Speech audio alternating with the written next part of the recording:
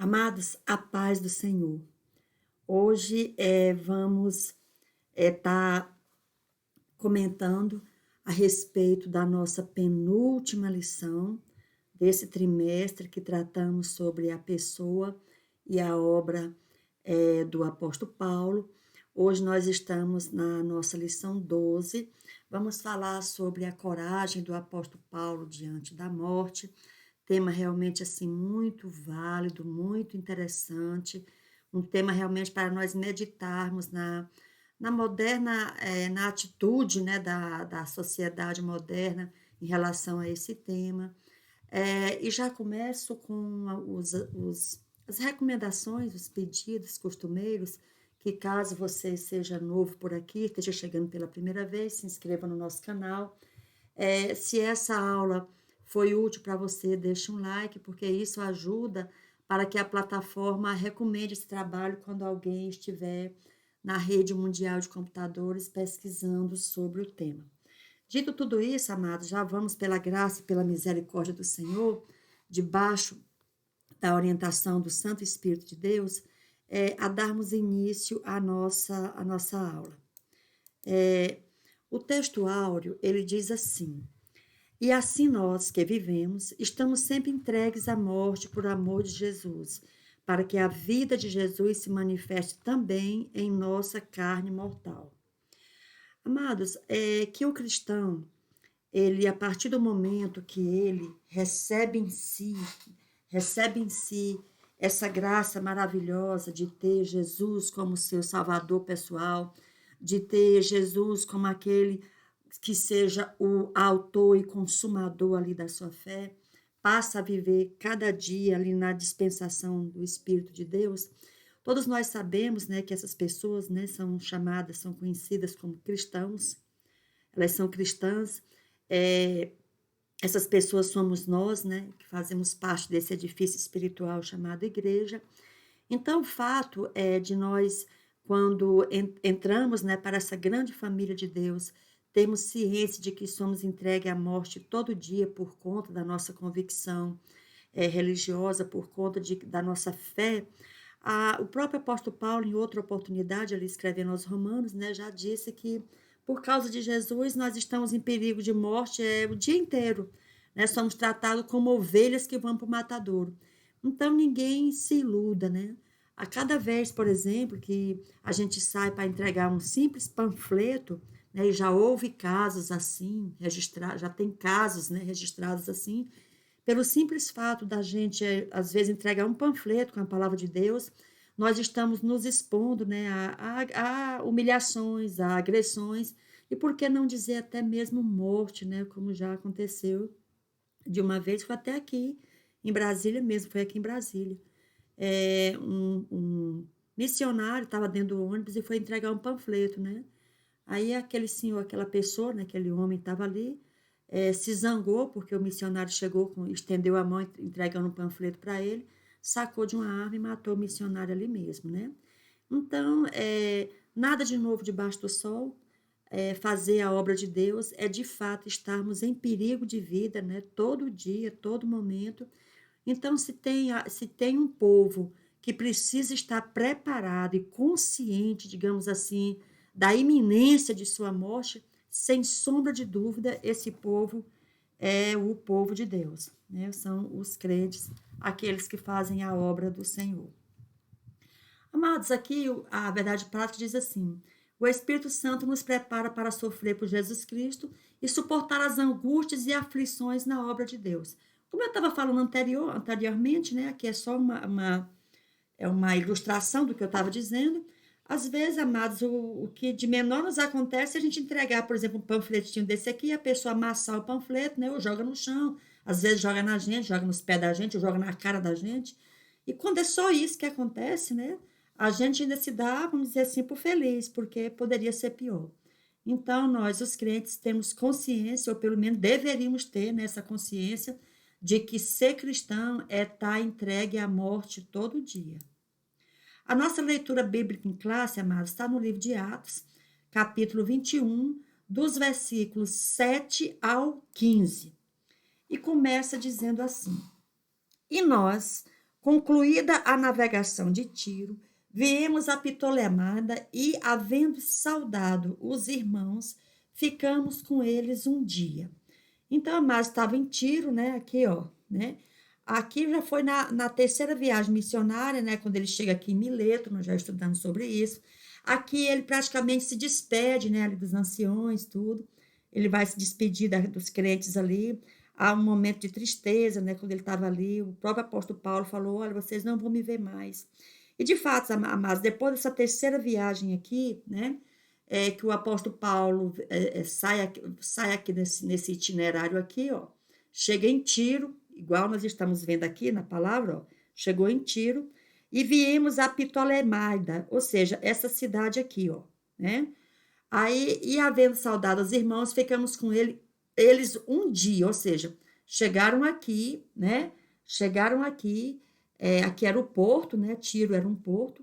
Então, eles chegam aqui em Ptolemaida e aqui eles ficam um dia, né, com os crentes aqui. Até porque o apóstolo Paulo, ele já estava aqui rumo a Jerusalém, né? Rumo a Jerusalém, Jerusalém aqui, ó. Pois bem, no dia seguinte, partindo dali Paulo e nós que com ele estávamos, né? Esse nós aqui, amados, é Lucas se incluindo, né? E nós, Lucas é o escritor do livro de Atos. E nós que com ele estávamos, chegamos a Cesareia. E entrando na casa de Filipe, o evangelista, que um dos 7, ficamos com ele. Voltando aqui um pouquinho, deixa eu tentar voltar aqui. Deixa eu tentar voltar aqui a anterior. Pois bem, aí quando eles chegam aqui em Cesareia, aqui, ó, eu estava em Ptolemaida, aí eles chegam aqui em Cesareia. Quando eles chegam aqui em Cesareia, nesse lugar, ali eles encontram Filipe, né? Filipe, amados, era um dos 7 diáconos, né? Que após a morte ali de Estevão, que também era um desses diáconos, por conta da perseguição, né, do até então Saulo, né, essa perseguição tremenda. Então, assim, se esparramou-se todo mundo, né, de Jerusalém, a perseguição aqui. Então, aqui se esparramou todo mundo que estava por aqui, os crentes que estavam aqui, os cristãos, com exceção dos apóstolos, né, dos 12 ali, com exceção deles, o resto correu para não morrer. Então, entre esses que correram, estava Filipe, que era um dos sete diáconos, né, que estava aqui em Cesareia. Então, chegando Paulo na casa em Cesareia, ficou na casa de Filipe, né? Aqui está, amados, falando, né, da instituição aqui dos 7, né? Entre eles estava Filipe e o Estevão, né, que vieram. Estevão veio a ser o primeiro mártir, né, do cristianismo, foi Estevão, mas Filipe era um desses do grupo aqui, né? E Filipe, ele veio a se destacar como um grande evangelista, né? Ele foi instituído como diácono, mas veio a se destacar como um grande evangelista. Aí a Bíblia diz, Filipe tinha 4 filhas, donzelas, que profetizavam.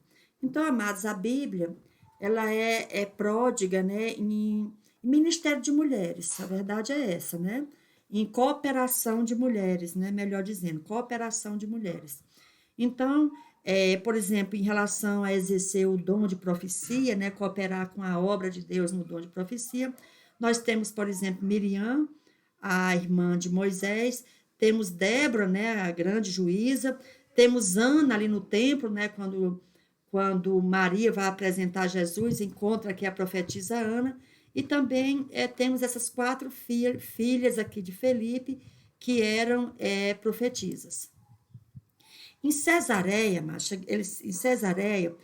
o apóstolo Paulo, mais os companheiros, né, que estavam junto com ele, ficaram ali muitos dias, né, na casa de Filipe, né?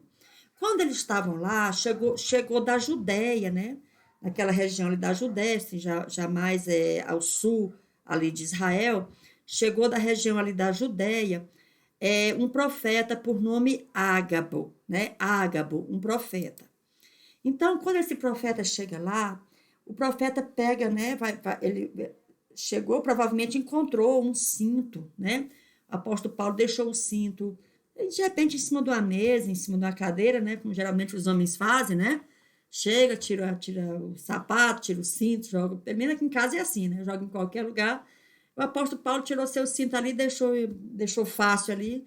Então, Ágabo vai entrando na casa de Filipe, pega o cinto e diz assim: olha, para o dono desse cinto aqui, assim diz o Espírito de Deus, que quando esse homem chegar, quando o dono desse cinto chegar em Jerusalém, as mãos e os pés dele vão ser atados, ele vai ser manietado. Em outras palavras, Ágabo estava dizendo: esse homem, o dono desse cinto, vai ser preso em Jerusalém, vai sofrer cadeias em Jerusalém.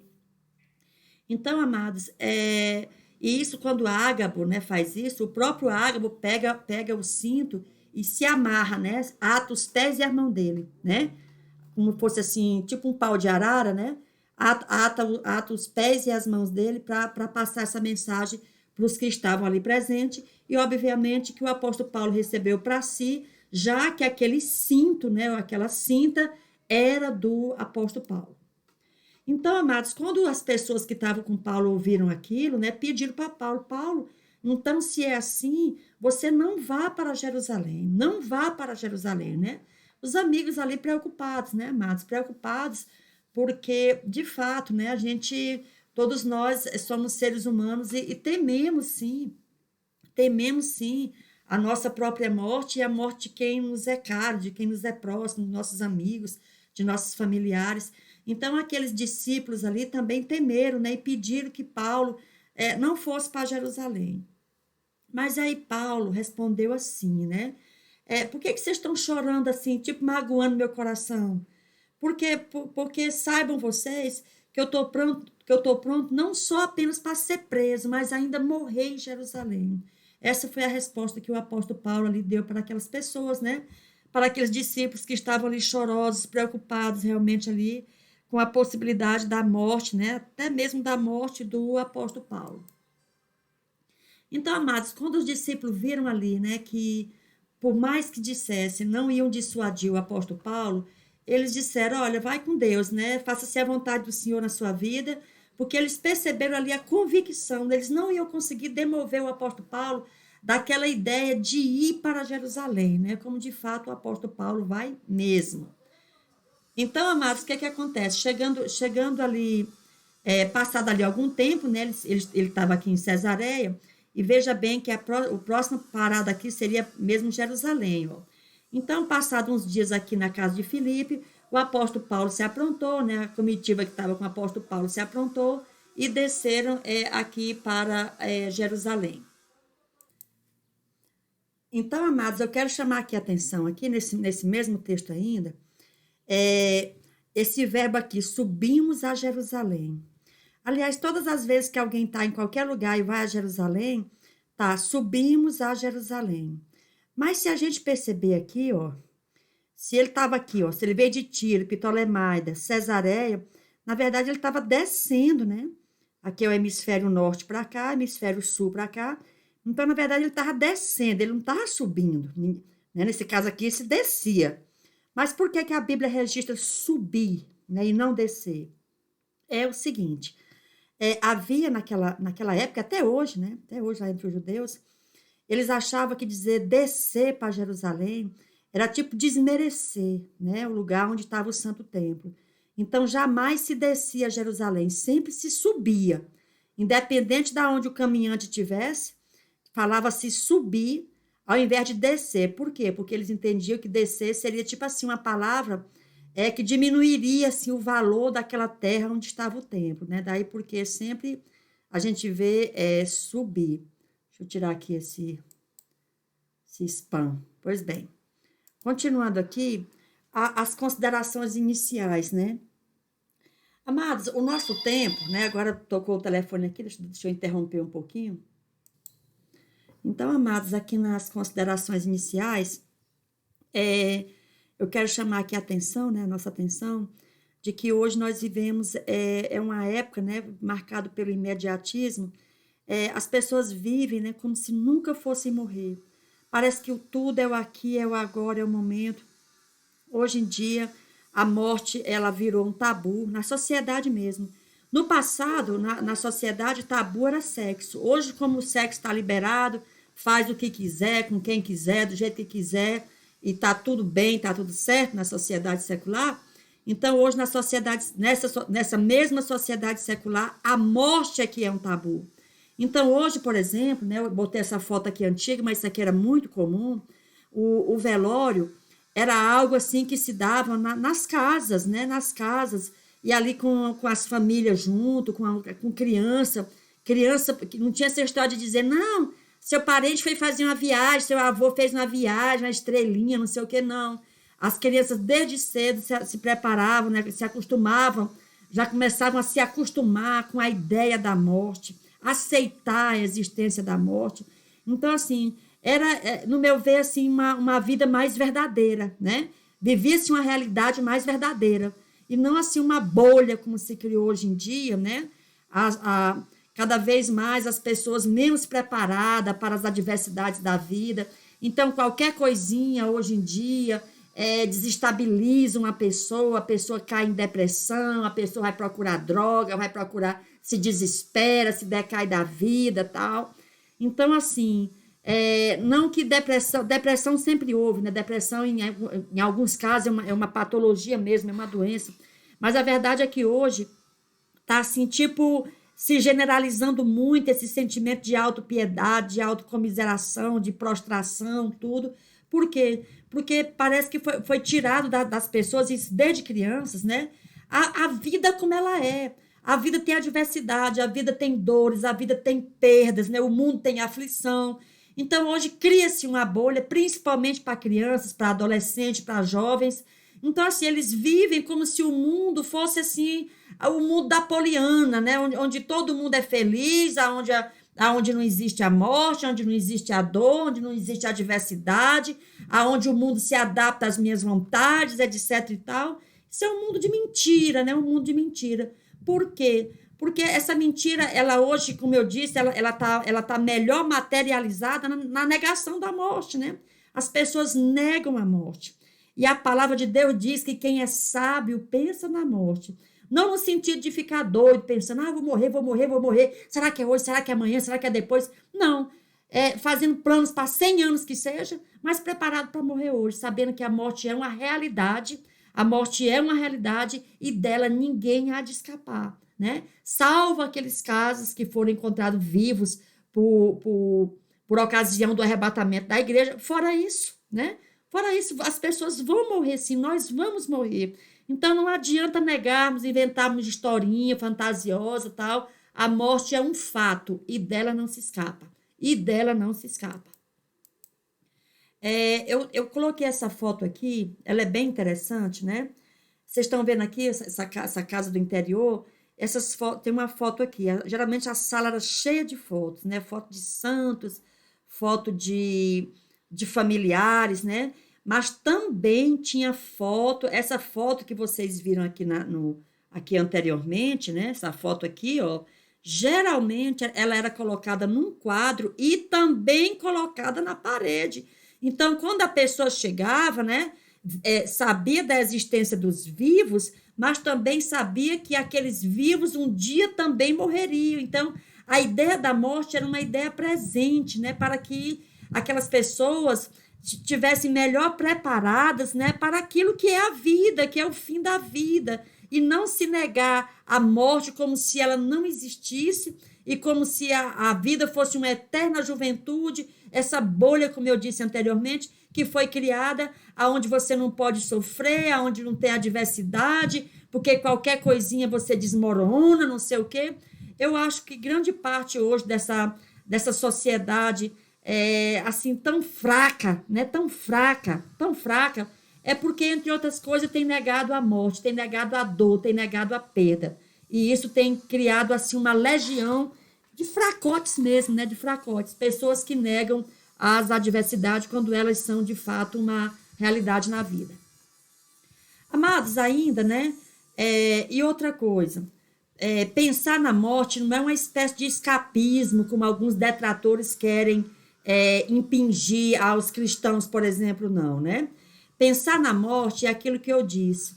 você precisa sim fazer planos, né? Se você está com 80 anos de idade, você planta aí sei lá, um pé de piqui, esperando comer o piqui sim, ainda daquela árvore que você está plantando. Faça planos, faça projetos, corra atrás, ainda tem tempo. Porém, contudo, todavia, preparados, como eu disse, né, para morrer hoje, para morrer hoje. E isso não vale só para velho, não, para jovem também. Nós não sabemos o dia que a nossa senha vai ser chamada, como disse esses dias para trás o pastor em nossa igreja, né? Não sabemos o momento que a nossa senha será chamada. Então, que estejamos preparados, né? Que estejamos preparados para morrer hoje, porque essa é a orientação da Bíblia Sagrada. Nós não devemos negar a morte, não devemos negar a morte. Nós devemos escapar desse, não no sentido de escapismo, como eu disse, nós devemos escapar desse medo mórbido da morte que faz com que tantas pessoas fiquem presas, fiquem ali escravas desse medo, né? Escravas desse medo, e um medo, um sentimento totalmente inócuo, sem sentido, porque é uma preocupação que não vai livrar ninguém da morte. Nós sim vamos morrer, isso é fato. Então estejamos preparados.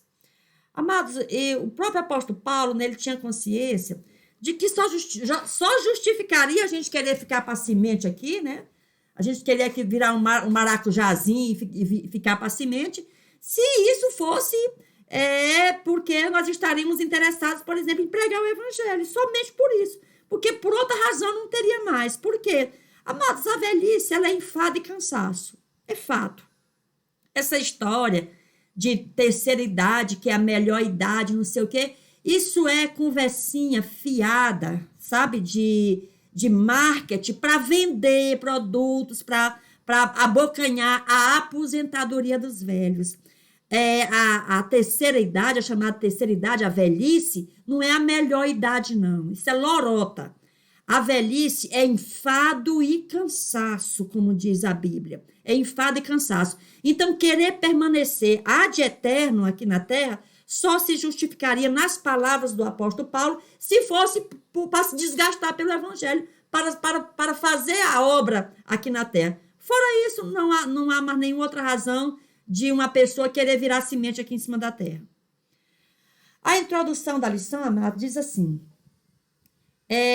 que Deus, né, deseja que tenhamos consciência a respeito do nosso chamado, né, no reino de Deus. Porque muitas vezes, né, o nosso chamado fazer a vontade de Deus, isso implica colocar em risco as nossas vidas, né?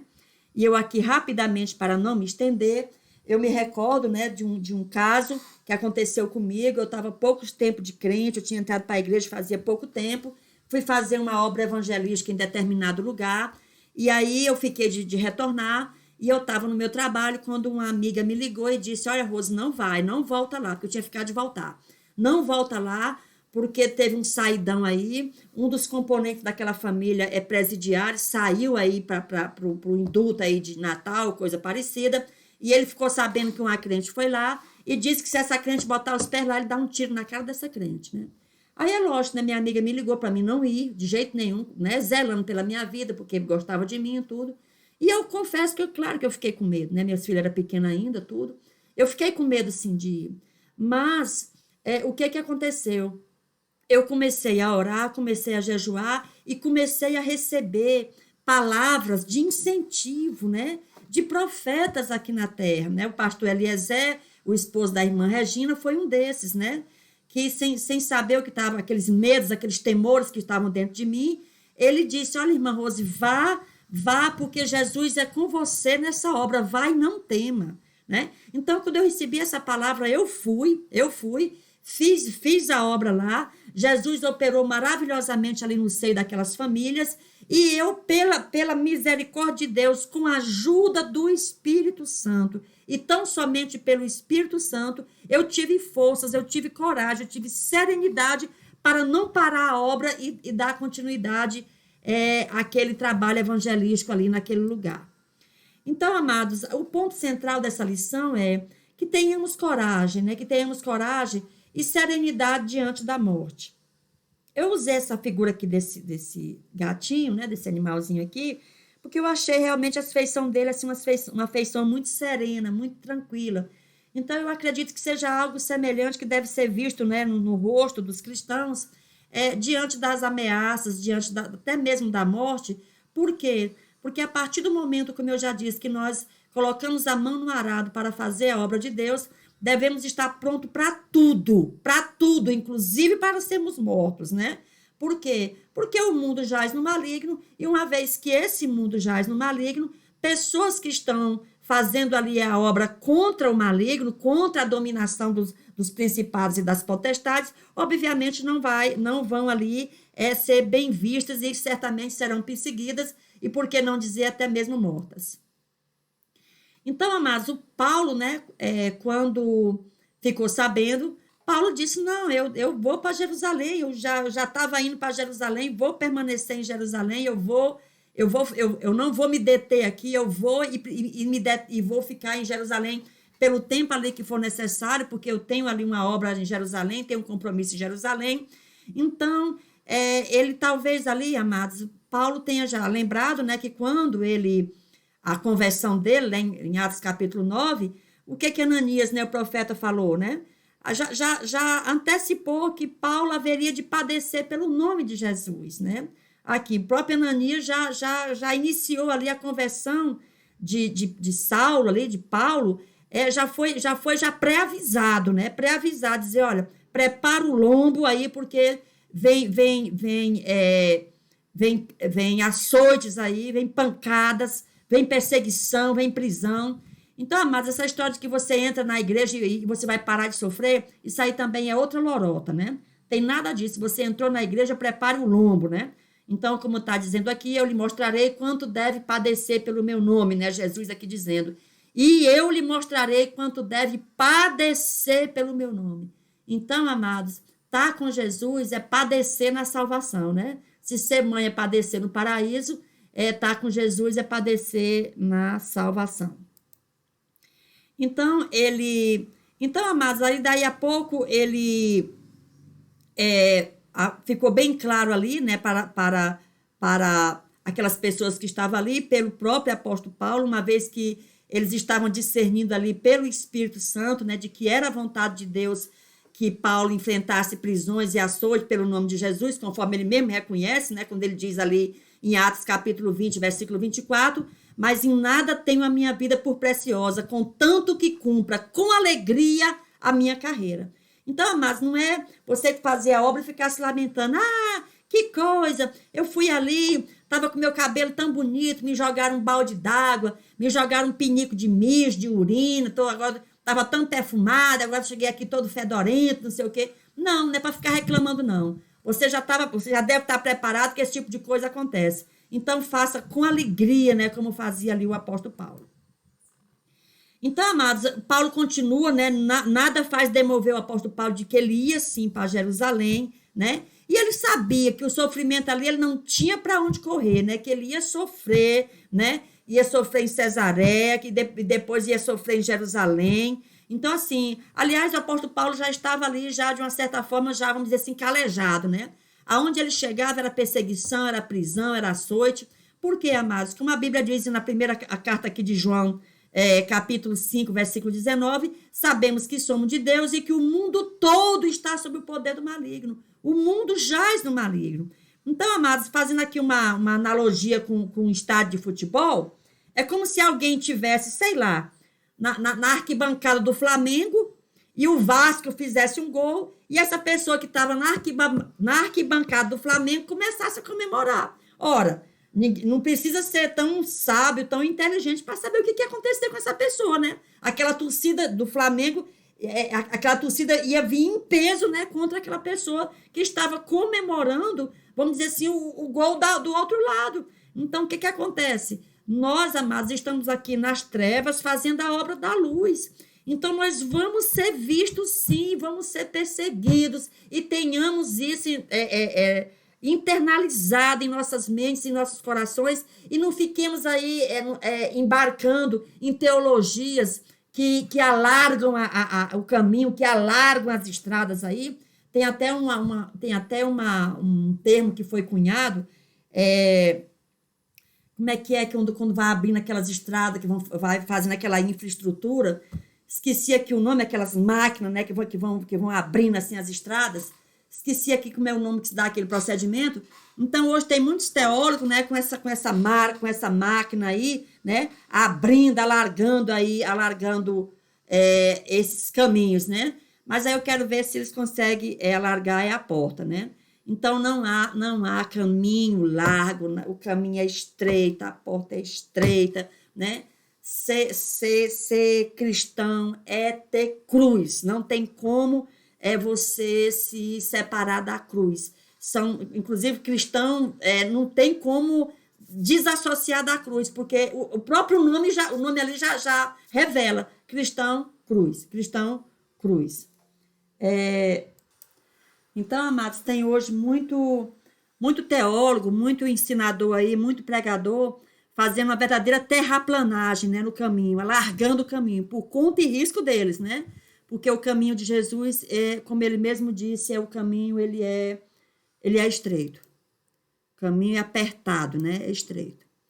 Então, amados, aqui, só recapitulando, quando ele estava aqui em Mileto, né, na terceira viagem, ó, aqui vocês estão recordados que em lições anteriores, quando ele estava aqui, ele vai chamar ali os anciões ali, ele começa a conversar, e aqui as pessoas ficaram muito tristes, né? Ficaram muito tristes, porque o apóstolo Paulo se despediu aqui, já deu a entender que eles não veriam mais ele de jeito nenhum.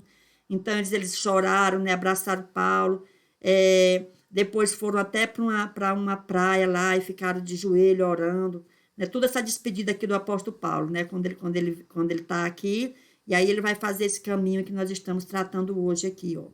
Então, essa despedida aqui de Mileto foi uma despedida muito especial, né? Muito especial, porque o próprio apóstolo Paulo, quando estava aqui, já deixou bem claro que ele estava seguindo ali a orientação do Espírito Santo, que o coração dele deveria ouvir a voz do Espírito e partir, independentemente do que o esperava aqui, né? E Paulo sabia o que o esperava aqui, o Espírito revelara já o que aconteceria aqui. Mas como nós estamos aqui em toda essa lição dizendo, até agora estamos aqui repetindo, o crente ele tem que estar preparado, né? Preparado para perseguição, para dores ali, para açoites e, por que não dizer, até mesmo para a morte, né? Então, amados, quando ele estava aqui em Mileto, né? Eles, como eu disse, os irmãos aqui, os discípulos, os irmãos, ficaram muito assim, consternados, né? Ficaram consternados aqui, todo mundo comovido, né? Porque olhavam para o apóstolo Paulo como se já estivesse olhando para alguém morto, né? Que ia morrer. Então, eles ficaram muito tristes. Então, eles se ajoelharam ali, oraram pelo missionário, né? Pelo apóstolo. Depois, como eu disse, foram para a praia e se ajoelharam na praia e ficaram orando, intercedendo pelo apóstolo Paulo. Oraram com o próprio apóstolo Paulo, como eu já disse. Então, amados, o que nós devemos fazer? Qual deve ser nossa atitude diante de um irmão que está em uma missão de risco pela orientação do Espírito Santo? É orarmos, amado, e não assim tentarmos demovermos ele ali da ideia, né? A gente entende quando isso acontece, porque a pessoa tem o cuidado, tem o carinho ali, tem aquele temor de acontecer algo ruim para quem a gente gosta, que é próximo da gente, tudo, irmão da igreja, mas o crente ele não pode ter sua vida por preciosa, né? Nós vivemos na direção e no comando do Espírito Santo de Deus. Amados, quando ele passa ali, né, por Cesareia, só recapitulando o que nós já dissemos ali na leitura bíblica, em Cesareia, ele encontra a casa de Filipe, né, que era um daqueles diáconos. Ali ele fica alguns dias, né? Filipe tinha se tornado, como eu já disse, um grande evangelista, né? Então o apóstolo Paulo vai ficar uns dias ali com Filipe, com suas filhas profetizas, nessas filhas aqui. Estou apenas dando aqui uma repassada no que já foi dito, para que venhamos a inculcar a lição na nossa mente. Então, essas filhas dele aqui, nessas 4 filhas aqui, essas moças, Talvez, certamente, amados, ali por influência do pai, né? O pai dava bom exemplo, o pai era um obreiro ali a serviço do Senhor. Então, elas também seguiram o caminho de seu pai ali e eram profetisas. Então, amados, eles vão ficar aqui, né, 8 dias aqui na casa de Filipe, né? Ficaram 8 dias aqui. E aí, Paulo se prepara e já vai realmente partir para Jerusalém. Então, amados, quando ele faz isso, né, com o coração ali inflamado pela convicção do Espírito Santo, o apóstolo Paulo ali perseverou. A palavra é essa, amado, perseverar em cumprir a missão. E isso é muito significativo, né, quando o nosso coração persevera naquilo que o Santo Espírito de Deus nos insta a fazer, nos orienta a fazer, nos determina a fazer. Então, eu coloquei aqui, amados, essa praia, eu tive nessa praia aqui em janeiro do ano passado, que fica na Paraíba, né, praia de Tambaba. Então, eu achei muito interessante, amado, esse coqueiro aqui. Isso aqui não é uma montagem, não, essa foto é real. Isso aqui é uma pedra, é uma rocha, não tem areia aqui.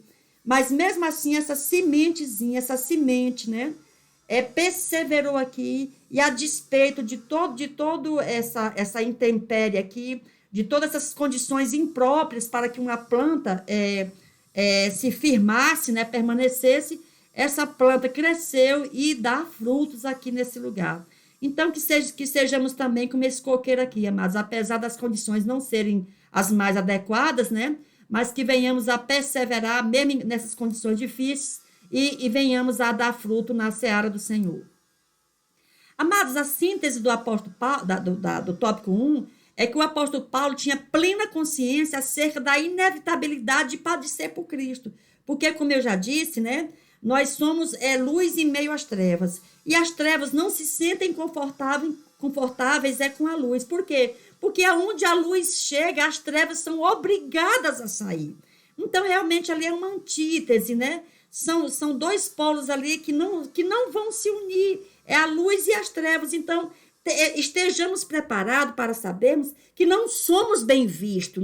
Não é para sermos bem vistos pelo mundo. E quando isso acontece, e ultimamente evangélico está sendo muito bem visto, né, pelo mundo, amados, isso é um mau sinal. Isso é um mau sinal. Porque como é que a luz e as trevas agora estão comungando no mesmo espaço, no mesmo prato, estão ali comendo no mesmo coxo, como diz o outro, né? Não, tem alguma coisa errada aí. Luz e trevas são, por natureza, são irreconciliáveis. Isso não quer dizer, amados, que a gente tenha que ser apartado no sentido de não chegar perto de alguém que não seja crente, do mundo, e não ser... Não é isso não. O que eu estou dizendo aqui é o seguinte: a gente não estranhar quando formos maltratados por pessoas que não conhecem o Evangelho, por pessoas que não têm esclarecimento da palavra, em outras palavras, as chamadas pessoas do mundo. Então, que a gente não venha estranhar, porque já é esperado que elas façam isso com a gente. Ou seja, persiga, humilhem e até matem mesmo, né? Matem mesmo. Então, amados, essa questão da gente ter coragem, né, e serenidade diante dessa situação toda, né? E sabendo que essa coragem, amados, ela vem do Espírito Santo, porque o homem natural, nenhum homem natural tem essa serenidade aqui diante de uma perseguição, diante de um açoite, diante de uma humilhação, diante da morte. Nenhuma pessoa tem essa serenidade, né? Então, somente no Espírito Santo de Deus, e daí porque devemos realmente buscar a cada dia, é um processo, é um passo de cada vez, um dia um pouco a mais, e assim a gente vai indo, até estarmos prontos realmente para chegarmos nesse ponto aqui, temos essa serenidade diante aí de qualquer ameaça. Amados, só ressaltando aqui, né?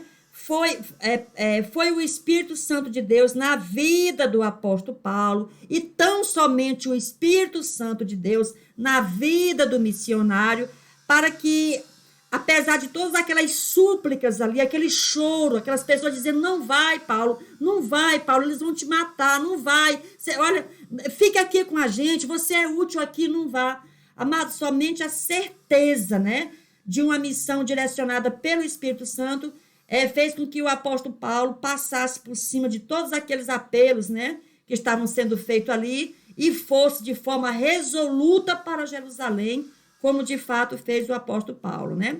Então, uma vez que não conseguiram ali demover o apóstolo da ideia, né, orar, abençoar, o apóstolo Paulo vai ali para Jerusalém. Quando ele chega ali em Jerusalém, amados, a recepção aqui em Jerusalém foi boa, né? Pela igreja lá, os irmãos da igreja receberam o apóstolo Paulo bem. Então, a cidade estava cheia de gente, né? Estava acontecendo a festa de Pentecostes, essa festa que está relacionada no livro de Levíticos, capítulo 23, né? Está relacionada aqui também, porque ela fala em outros lugares também da Bíblia. Então, amados, era uma festa de agradecimento pelos frutos da terra, a festa da colheita, né? Era 7 semanas ali a partir da Páscoa, né? 7 semanas. E no 50º dia, ou seja, no dia 50, era celebrada a grande festa, né, do Pentecoste, onde havia santa convocação. Então, a cidade estava assim, vamos dizer assim, pululando ali de pessoas, né, todo mundo, aquele vozerio todo ali, todo mundo conversando, aquela alegria toda, todo mundo. Então, quando o apóstolo Paulo chega, né, tinha judeus ali de toda a parte do império, estava ali em Jerusalém, a cidade estava cheia, tudo. Então, ele foi muito bem recebido ali. Então, mas quando ele chega lá, ele se encontra com Tiago, né, que era o irmão de Jesus. Tiago ali, ele era um dos principais líderes da igreja, talvez o mesmo pastor de Jerusalém era Tiago, irmão de Jesus. Esse Tiago aqui não era um apóstolo, não era do colégio dos 12, ele era irmão de Jesus, filho de Maria, filho de José. Além de Tiago, José e Maria tiveram esses irmãos, José, Simão e Judas, né? Além de filhas, né? de meninas ali. Então, amados, e esses filhos ali não são primos, como a Igreja Católica quer dizer, né?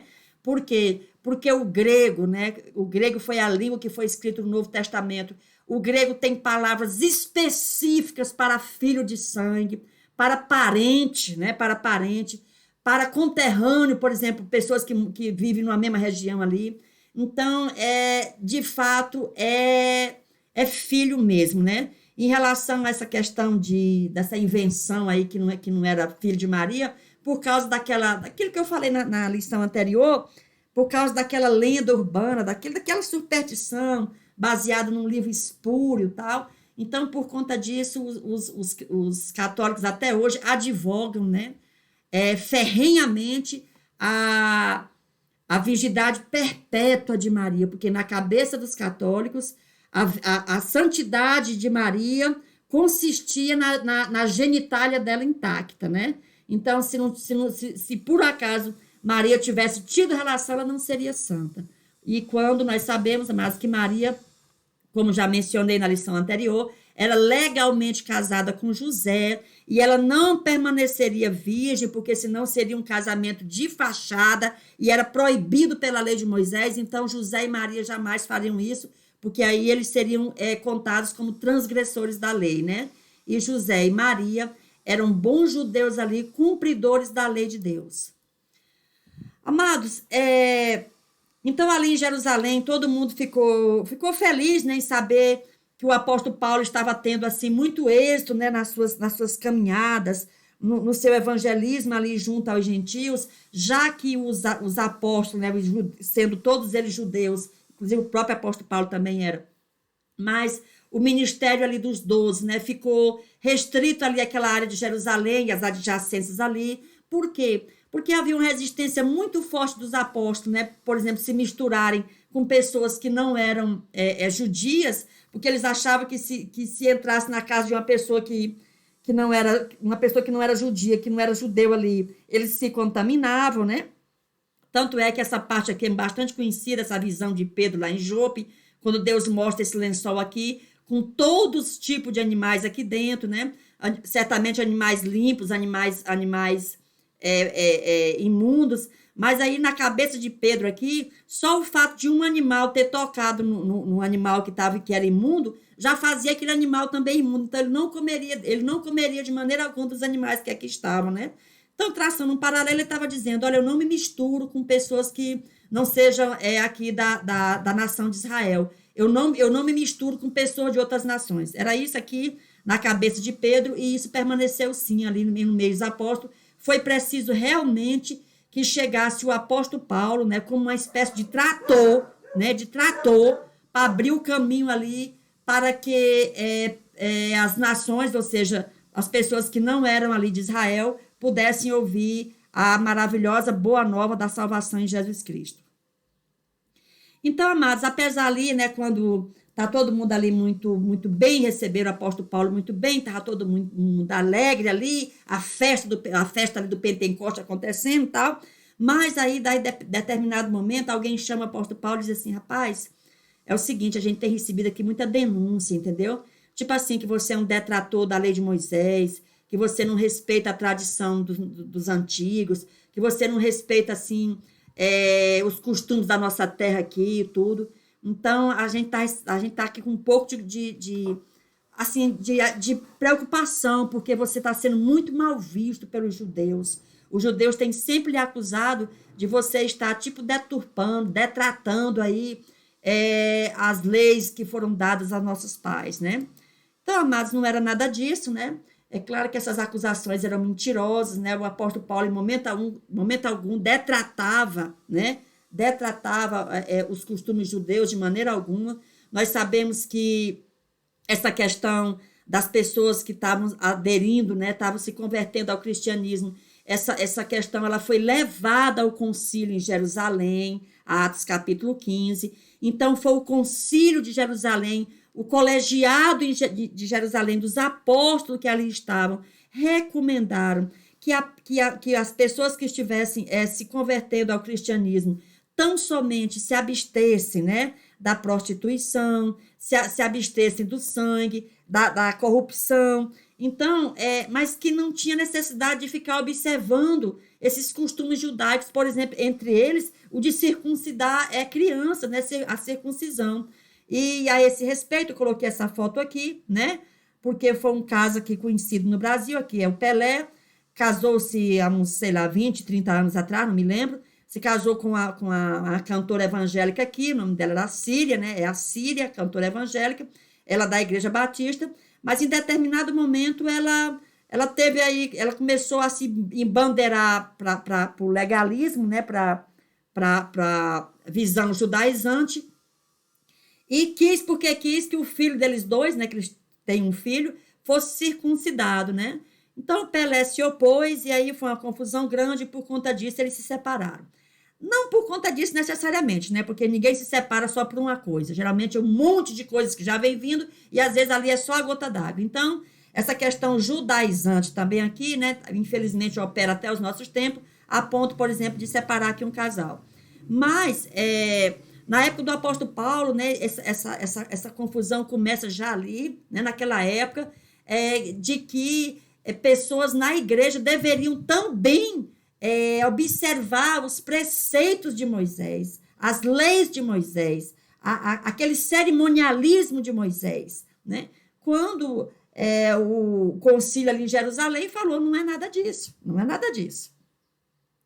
Então, amados, quando ele chega ali, né, ele em Jerusalém, então ele foi orientado, né, o próprio Tiago, que tinha sido que tinha presidido o concílio, né, ali no passado, lá em Atos capítulo 15, ele falou assim, Paulo fala o seguinte, ó, para calar a boca desse povo aí que está dizendo que você não tem o menor respeito pelos costumes judaicos, tudo, fala o seguinte, tem 4 homens aqui que fizeram o voto de Nazireu.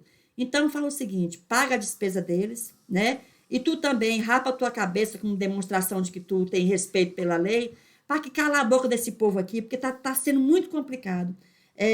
Todo mundo, toda hora chega uma conversinha aqui a teu respeito de que você desrespeita, que você não tem nenhum tipo de consideração pelos costumes aqui da nossa terra, né? Então faz isso. Amados, o apóstolo Paulo fez isso, né? Só que, no meu ver, irmãos, no meu ver, né? No meu ver, e no ver de alguns pastores que eu já tive contato, que eu já consultei, amados, isso aqui foi uma. Não foi bom o apóstolo Paulo ter feito isso aqui, não. Isso aqui vai dar muito problema, né? Muito problema, né? Ele cedeu aqui a orientação de Tiago e dos anciões da igreja ali, mas isso terminou trazendo mais dano, né, do que mesmo ganho, né, para o apóstolo Paulo. Na verdade, foi piorar as coisas, né? Pois olha o que vai acontecer aqui, ó. Deixa eu só explicar aqui esse voto aqui do Nazireu. Deixa eu voltar aqui um pouquinho. Por quê, irmãos? Que isso aqui mais atrapalhou do que ajudou. Deixa eu falar uma coisa para vocês. Olha, quando uma pessoa não está afim, entendeu, de entender alguma coisa, quando uma pessoa já determinou, tipo, destruir uma pessoa, acabar com a reputação de uma pessoa, aquilo ali já é de caso pensado, ali é um ato doloso. Olha, não adianta não. Você pode fazer o que fizer, você pode dizer o que disser. A pessoa já sentou no próprio coração que vai te destruir, né? Que vai te destruir. Então, mesmo o apóstolo Paulo fazendo isso aqui, não adiantou nada. Muito pelo contrário, piorou, né? A esse respeito, né? Há uma fábula aqui, uma fábula de La Fontaine, que é o lobo e o cordeiro. Mais ou menos, bem, a gente pode até encaixar essa fábula no que aconteceu ali com o apóstolo Paulo, né? Essa fábula é o seguinte, conta que determinada vez um cordeiro estava bebendo água lá embaixo, né? Aí tinha um lobo lá em cima da montanha, bebendo água lá no nascedouro, né? No nascedouro do riacho, ele estava lá em cima da montanha bebendo água. Quando ele olhou o cordeiro aqui embaixo, ele desceu e falou assim, escuta, você está sujando, está toldando aqui a água que eu estou bebendo. Aí o pobre do cordeirinho falou assim, mas moço, espera ainda, como é que eu posso estar sujando a sua água se o senhor está lá em cima e eu estou aqui embaixo? Aí o lobo pensou assim, mas não se deu por vencido. Ele falou assim, não, então é o seguinte, eu estou te conhecendo. Você é o cordeiro que estava falando mal de mim no ano passado. Ele disse, ô moço, deve estar havendo um engano, porque eu nasci esse ano. Aí ele pensou assim, não se deu por vencido, falou assim, então foi teu irmão que estava falando de mim, vai dar no mesmo, foi teu irmão que estava falando de mim. Ele disse, olha, deve estar havendo, o cordeiro falou assim, deve estar havendo algum outro engano, moço, porque eu sou filho único. Aí o lobo falou assim, não interessa, pá, e comeu o cordeiro, devorou o cordeiro. Por quê? Porque quando ele estava lá em cima do monte, ele já desceu com a intenção ele já tinha, o lobo já tinha sentado no próprio coração que ia devorar o cordeiro. Então, independentemente do que o cordeiro fizesse ou dissesse, não ia dar em nada, né? Alguém já disse que contra a força bruta não há argumentos, né? Então, essa orientação aqui de que se o apóstolo Paulo demonstrasse, tipo assim, uma forma de contra-argumentar aquela má impressão que as pessoas tinham dele, que diziam dele, que se ele fizesse algo para diminuir essa impressão, mas não era impressão, era intenção. Eles já estavam pré-intencionados a destruir, a matar o apóstolo Paulo. Então, ele se submeteu a essa questão do voto de rapar a cabeça, embora o próprio apóstolo Paulo, em outra ocasião, já tivesse feito um voto desse, mas ali naquele momento foi totalmente inócuo. Muito pelo contrário, serviu foi para dar munição mais para aqueles detratores, né? Como nós vamos ver aqui. Então, amados, o que acontece? Quando o apóstolo Paulo entra, né, com esses três que tinham feito o voto, aí o que os judaizantes disseram? Um imundo, o apóstolo Paulo, um imundo entrou dentro do templo. E por que imundo? Porque o apóstolo Paulo tinha chegado lá com Trófimo, tinha tido contato com Trófimo. E Trófimo não era judeu. Vocês estão lembrados da história lá do lençol e tal? Entendeu? Quando Pedro era para ir para Cornélio, precisou Deus ali praticamente levar Pedro na mar, porque Pedro não queria entrar na casa de Cornélio para não chegar perto, para não se contaminar. Então, o que eles disseram ali? Olha o que ele fez. Entrou dentro do templo, contaminado, imundo, teve contato com esse Trófimo aqui, estava com esse sujeito aqui que não era judeu, e ele de forma imunda não se purificou e entrou no templo. Amado, foi que a coisa piorou, né? Então, pegaram ele, arrastaram lá de dentro, né? Para matar por linchamento, por apedrejamento, puxaram ele lá de forma violenta, jogaram lá fora, fecharam o templo, né? E já iam matar, né? Iam ali, de tanto bater no apóstolo Paulo, com pedra, com pancada, com pau, com tudo que eles achassem lá. Então, só não mataram, né? Porque abaixo de Deus, um comandante, né? Tinha um policial lá, viu aquilo ali, tirou ele do meio ali daquela turba, né? Daquele povo, daquela multidão ali, e levou ele, algemou ele e levou para o quartel-general, pelo menos para manter ele vivo até saber o que estava acontecendo, né? Porque um homem estava sendo ali condenado à morte sem que o Estado ali, no caso ali o governo romano, soubesse pelo menos do que se tratava, né? Então pegou o apóstolo Paulo, algema o apóstolo Paulo e prende o apóstolo Paulo lá, porque dos males o menor. Dos males o menor, porque prisão agora para o apóstolo Paulo era um mal muito menor do que ele permanecer no meio ali dos judeus, porque certamente ele seria morto, né? Por apedrejamento. Mas, falando nisso, né, eu aproveitei para traçar um paralelo aqui, essa questão de matar alguém porque a pessoa está fazendo a obra, né? Matar um cristão. Mas isso acontecia no tempo do apóstolo Paulo, mas acontece até hoje ainda, olha. Esse ranking aqui eu tirei da revista Exame, né? Os 10 piores países para ser cristão. Coreia do Norte em primeiro lugar. Se você abrir a boca aqui, se te pegarem aqui entregando um panfletinho para alguém, um papelzinho, por menor que seja, você é condenado à morte, né? E assim vai indo, tal. Esses são países declaradamente inimigos do evangelho, né? Porque tem outros que ainda são piores, que não declaram de fato, né? Não declaram de direito, mas de fato também são algozes do cristianismo, como é o caso, por exemplo, da Indonésia, né? Quando você chega em Jacarta, aqui no aeroporto de Jacarta, isso aqui é uma foto real, né? Tem essa placa lá. Essa placa está escrita aqui em inglês, né? Bem-vindo a Jacarta, pena de morte para traficantes de drogas. Então, logo de cara aqui já avisa, ó, se você está trazendo droga na sua bagagem, você vai ser morto, né? Pena de morte. Só que tem outra pena de morte lá que não está escrito aqui, mas todo mundo conhece, né? Lá todo mundo conhece e pratica. Pena de morte para qualquer um que for pego pregando o evangelho. Pelo método mais discreto que seja, mas se for pego ali alguém pregando o evangelho, também é pena de morte.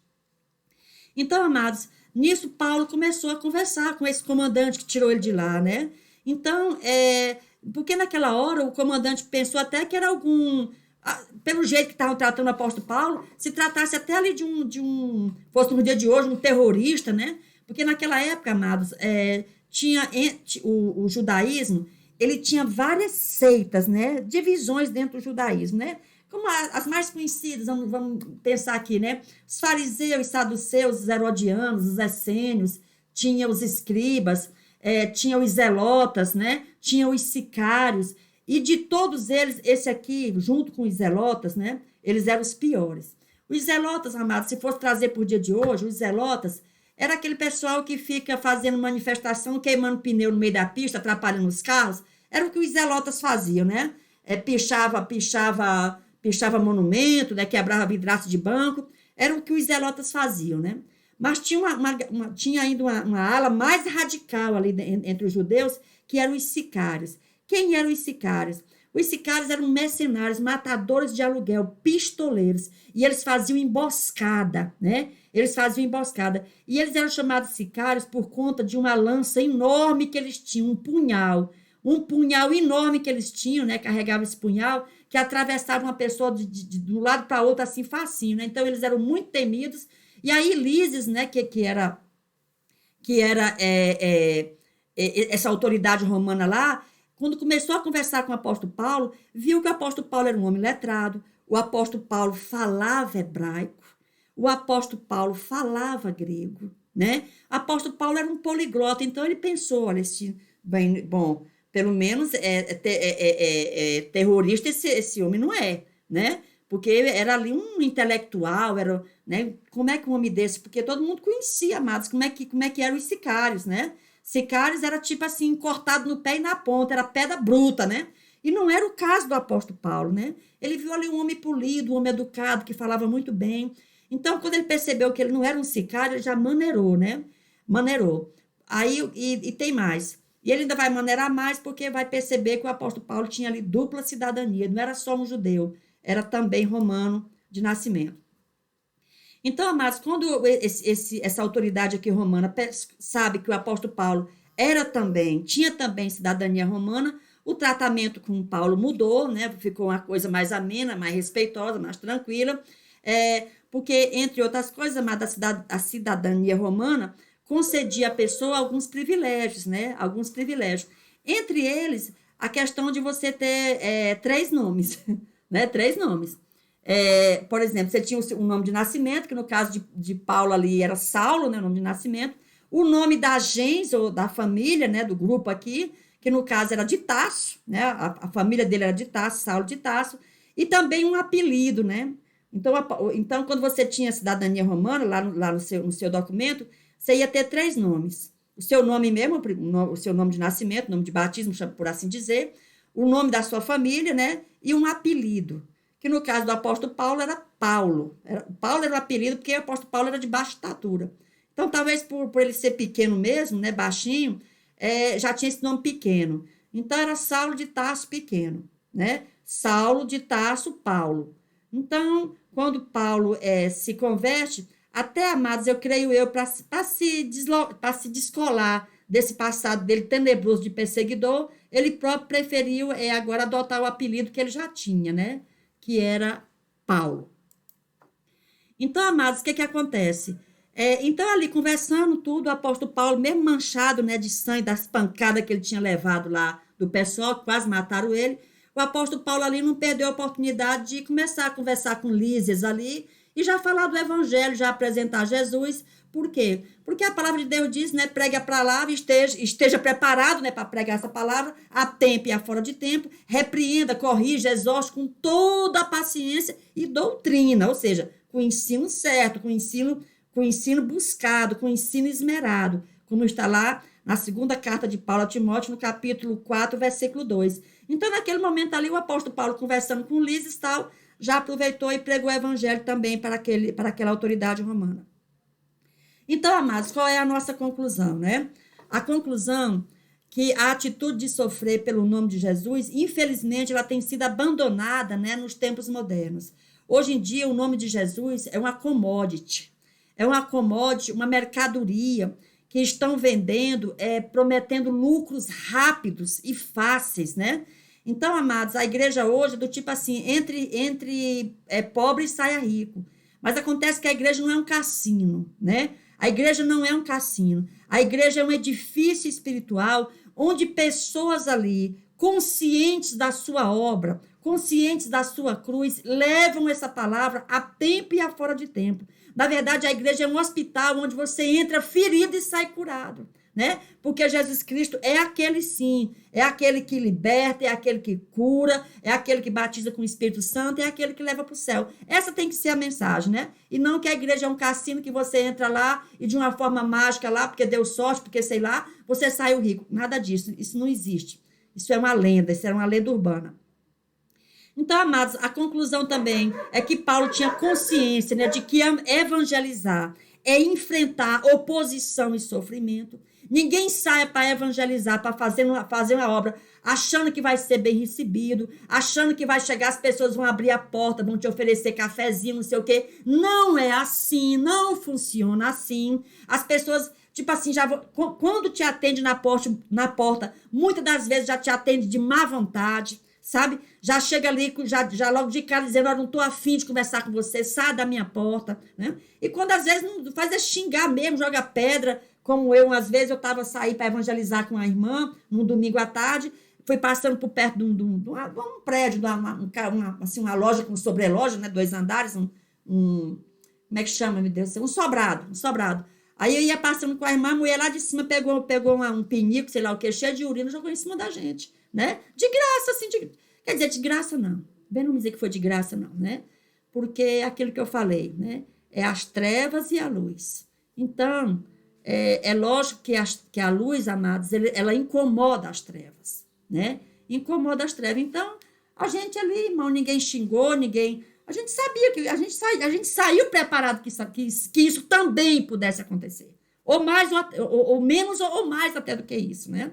Então é isso. Fazer a obra, amados, é enfrentar oposição e sofrimento. Fazer a obra é enfrentar oposição e sofrimento. Então, que todo aquele que pegue a mão nesse arado esteja ciente e preparado para isso. A conclusão ainda, amados, é o seguinte, né? Que o apóstolo Paulo, ele sofria tudo isso, né, com serenidade, com tranquilidade. Por quê? Porque ele mesmo dizia, olha, a nossa leve e momentânea tribulação produz para nós um peso eterno de glória, muito excelente. Então ele dizia assim, olha, isso aqui assim, ó, aqui, ó, a espada, né, a prisão aqui, isso é coisinha pouca perto do que nos espera aqui, né, o novo céu, a nova terra, aonde habita a justiça, aonde não haverá mais choro, aonde não haverá mais tristeza, aonde não haverá mais luta, aonde não haverá mais morte, porque todas essas coisas já terão sido passadas.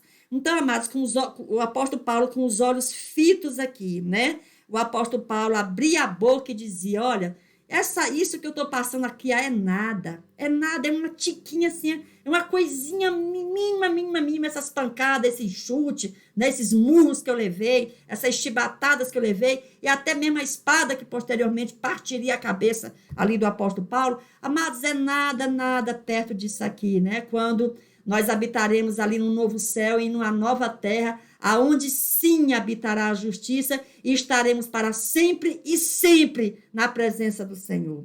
Amém, amados? Então, que façamos igual o próprio apóstolo Paulo ainda escreveu em 1 Coríntios 15, a partir do versículo, versículo 58, que diz assim, por isso, amados irmãos, sede firmes e constantes, sempre abundantes na obra do Senhor, sabendo que todo o vosso trabalho não será em vão no Senhor. Amém, amados? Que Deus nos abençoe, que Deus nos guarde, deixe aí o seu joinha, ajude o nosso canal e vamos divulgar a palavra de Deus no nome de Jesus. Deus nos abençoe grandiosamente. Amém.